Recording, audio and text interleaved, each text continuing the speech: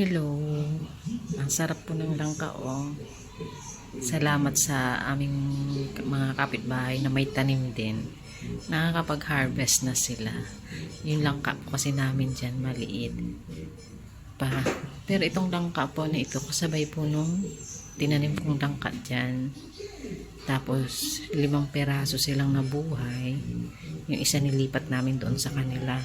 Nakakatuwa kasi nagbunga agad at nakadalawang beses na tong taon, 2 beses na siyang bumunga, nahihinog na titikman na namin. Super bango po. Sila na po nag-alaga no, kasi nilipat na namin doon. Sarap. Ang tamis pa naman po magbunga ng langka na yun. Yan. Sarap po. Salamat ulit sa biyaya, Lord. Yung mga tinanim ng mga namin, nakakapag-harvest na. At salamat sa aking kapitbahay kasi inalagaan din naman yung langkang inilipat namin doon. Nasisyaran kami ng blessing. Ito rin po, alam niyo ba kung ano ito? Isang variety po ng avocado. Doon din po sa kapitbahay namin. Masisipag pong magtanim yung ibang kapitbahay namin eh. Yun, nakakuha rin kami doon. Nanungkit din kami. May malaking variety na sa isang puno. 2 klase ang kanyang bunga. Isang ganito. At isang yung parang ganito. Yung parang pipino na parang saging na babalatan mo na lang pag nahinog. Hindi pa siya ganong hinog eh. Opo, ang ganda. Nanunungkit po kami doon pag hihingin kami. Ayan po, para siyang pipino. Pero medyo maliit. Pag nahinog po, babalatan mo lang siya yung parang saging kapag binalatan. Ayan. Salamat sa mga kapitbahay kung masisipag din magtanim. Sisharean din kami ng blessing. Ayan. May maliit, may malalaki. Basta 2 klase po yung bunga niyang variety. Ito masarap po lang buto. Kakainin mo na lang ang parang saging pag hinog na. Ay, salamat ulit Lord sa mga biyayang ganito. Thank you po sa mga ganitong may natatanim at may nakaharvest. Sarap no? Napahinog pa po. Yan. Pag may itinanim, may aanihin. Matagal man ang paghihintay, may aanihin. Yan. Malaki po yung langka na yan. Sobrang laki.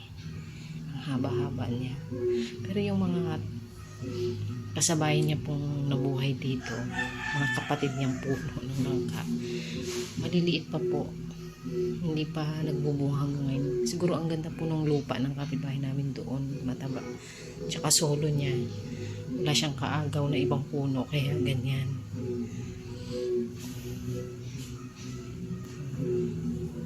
Thank you Lord sa mga ganitong biyaya.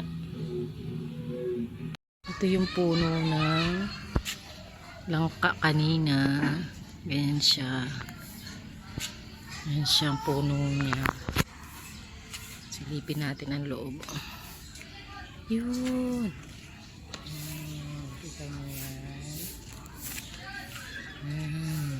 Ayan po. Nakaraming bunga. Yan. Ayan o.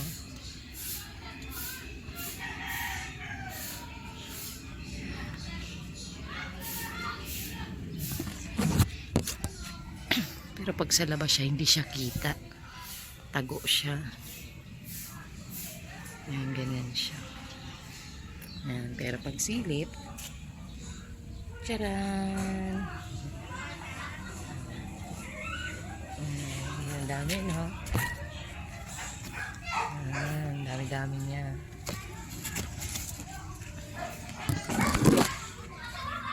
Pakasipag nito, sineperate namin doon. 5 sila, iniwas ko to. Hindi po iniwas, sineperate lang, binigay sa kapitbahay. Pero ito pa yung dami ang bunga at lumaki. Dito po namin kinukuha yung bunga ng avocado. Ayan po siya.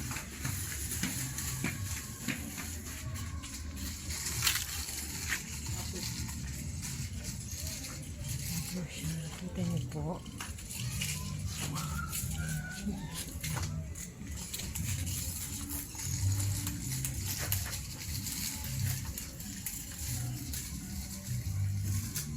Ayan po. Ayan. Napuno po ng bukado ng kapitbahay. Kita niyo. Ayan po siya.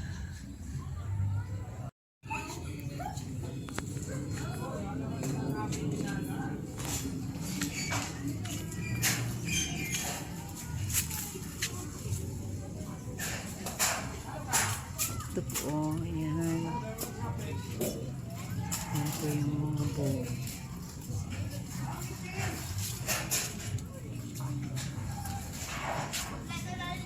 Ayan po.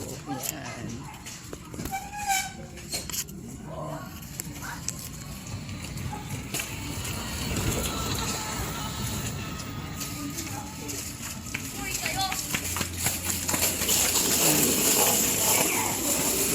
Sorry po, medyo maingay. May mga batang naglalaro. Ayan. Nasa tabi po kasi ito ng kalsada. Ayan po. Ayan. Ayan.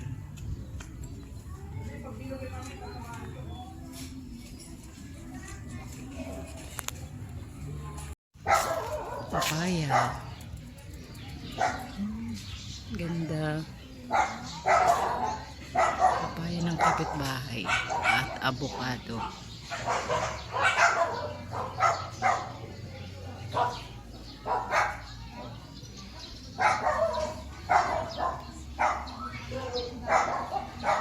Harvest kami ulit. Anungkit kami ulit. Ang dami, no?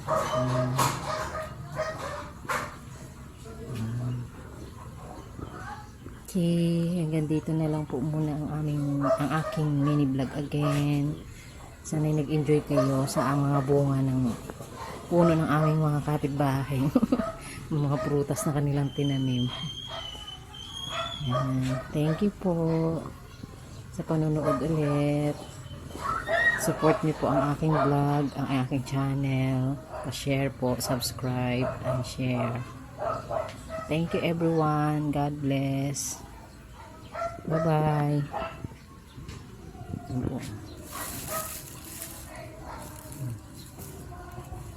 Yan po. Yan.